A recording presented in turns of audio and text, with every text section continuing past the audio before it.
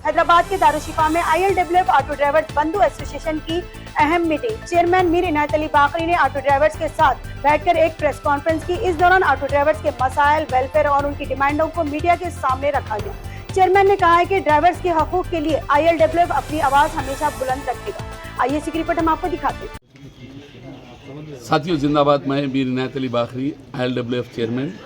आज हम ILWF driver बंधु एसोसिएशन की तरफ से आज ये प्रेस कॉन्फ्रेंस ले रहे हैं। हम आप तमाम जानते हैं शहर हैदराबाद में 20 जनवरी को एक बड़ा बंद, हैदराबाद बंद और धरना दिया गया। ये धरना और बंद का कारण ये था कि शहर हैदराबाद के तमाम ऑटो ड्राइवरों के साथ इंसाफ हो।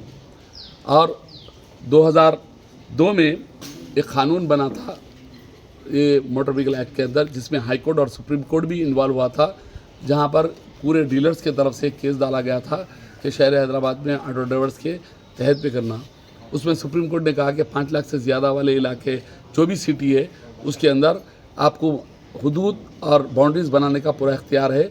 ये गवर्नमेंट को दिया गया था। उसके तहत में 2000 में एक क़ानून बना। वो क़ानून के तहत 60 किलोमीटर के दायरे के अंदर ऑटो चला सकते हैं, 60 किलोमीटर के अंदर बताया गया। तो रंगारेड्डी और हैदराबाद को मिलाकर 60 किलोमीटर के जहाँ तक हुदूद है वहाँ तक ये गवर्नमेंट ऑटो ड्राइवर्स को चलने का इजाज़त दी।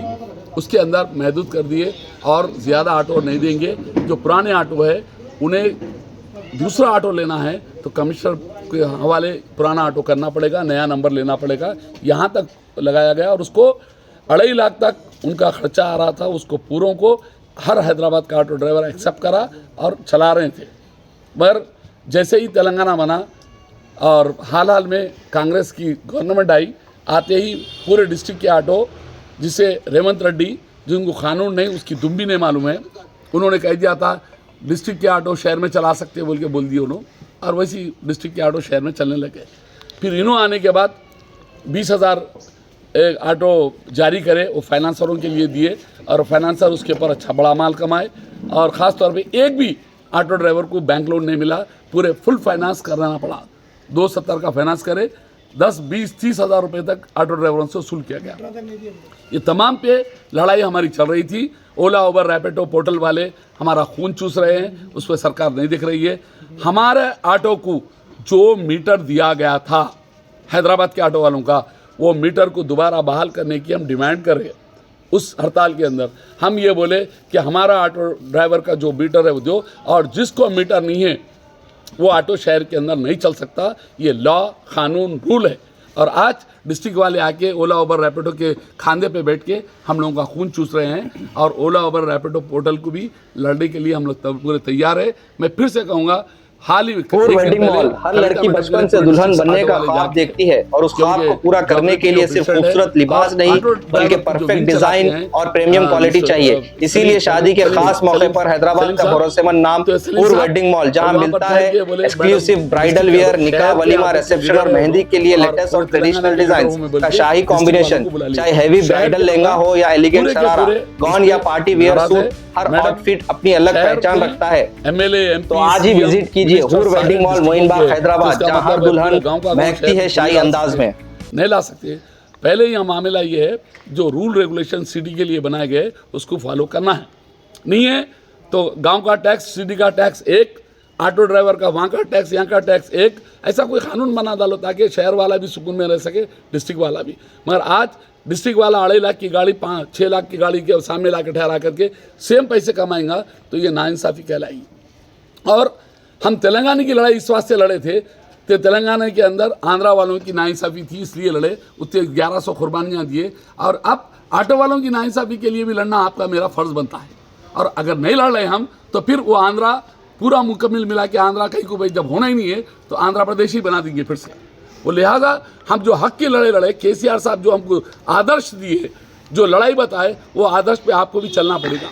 और डिस्ट्रिक्ट के ऑटो को आपको बंद कराना पड़ेगा, क्योंकि डिस्ट्रिक्ट के ऑटो जो चल रहे हैं वो अनलॉफुल है। उनके लिए कोई कानून बनाओ। इससे पहले पूरे यूनियन बैठ के मेरे सामने बोले 30,000 ऑटो चल रहे हैं खाली बोल के। मैं हम पूरे मिल के बोल रहे हैं, आज भी तमाम ड्राइवरों के तरफ से, हैदराबाद के पूरे यूनियनों के तरफ से हम लिख के देने तैयार है। 30,000 ऑटो को फिर 1.5 लाख रुपए डाल के परमानेंट यहाँ का ले लो, हम तैयार है, आपसे साथ मिलने तैयार है। मगर बाहर का ऑटो आके, वहाँ का ऑटो लेके आके हद ये हो गई। हरियाणा आंध्रा, कर्नाटक, तमिलनाडु, उड़ीसा से ऑटो ला के हैदराबाद में चला रहे हैं। और हमारा कानून, हमारे पुलिस ऑफिसर्स, हमारे आरटीओ अंधे बन के चलाने लगा रहे हैं। उसकी वजह ये है, ओला, अब उबर, रैपिडो वाले इनको घूस दे रहे हैं, ये लोग घूस खा के घर में खामोश हो रहे हैं। यही इसीलिए आज हम ये कॉन्फ्रेंस ले रहे हैं। मैडम, इस पर गौर करके आपको जो लीडर्स है वो लोग एजेंटगिरी कर रहे हैं, वो लोग दलाली कर रहे हैं, वो लोग कोई भी लीडर नहीं कर रहे हैं। आप लीडर के साथ बुला के बात करो। हम तमाम हैदराबाद के लीडरों को, मैं आपके सामने एक एक स्टैंड के लीडरों को भी जाता हूँ, उनसे बात करके पूछो आप क्या प्रॉब्लम है, सब बैठ के आप फैसला करो। 30,000 ऑटो को हम परमिट दिलाने के लिए हम भी उनके साथ मिलने तैयार है, मगर उनको सरकार के पैसे, हमसे पैसे ले रहे नहीं तो अड़े लाख हमारे वापस कर डालो जो हमसे लिए गए। हम पूरे के पूरे तेलंगाना में मिलके पूरा ऑटो कहीं का भी आन दो, दिल्ली से ला के चला लेंगे। क्या उन्हें कहा है मैं चला सकते, मगर ये बात गलत है। कानून जब बना है उसको आपको मेरे को दोनों को मानना है। असेंबली में कानून क्यों बनता है, लेकिन इसीलिए कि उस पर अमल हो।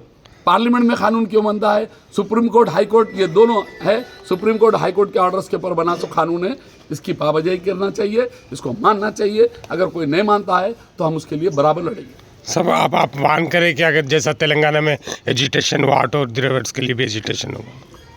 तेलंगाना में जिस तरह तेलंगाना का एजुकेशन चला, उसी तरह हैदराबाद के ऑटो वाले भी, ऑटो वाले नहीं, auto, taxi, lorry driver, taxi driver, motor driver, सारे के सारे ड्राइवर जो सर्विस दे रहे हैं हैदराबाद को, उसके बदले में सरकार सिर्फ उनका खून चूस रही, उनको एक पैसे का फ़ायदा नहीं दे रही। अगर ये फ़ायदा नहीं होता है, मजदूर का हक लेने के लिए देखिए हम बराबर लड़ेंगे। और ये लड़ाई ऐसी नहीं रहेगी कि खाली स्टेट की लड़ाई नहीं है, ये मजदूर की लड़ाई है। और हिंदुस्तान का मजदूर जिस दिन एक हो जाएगा, मेरे को पता है कि इस देश के अंदर सिर्फ सरकार भी यही मजदूर चलाएगा।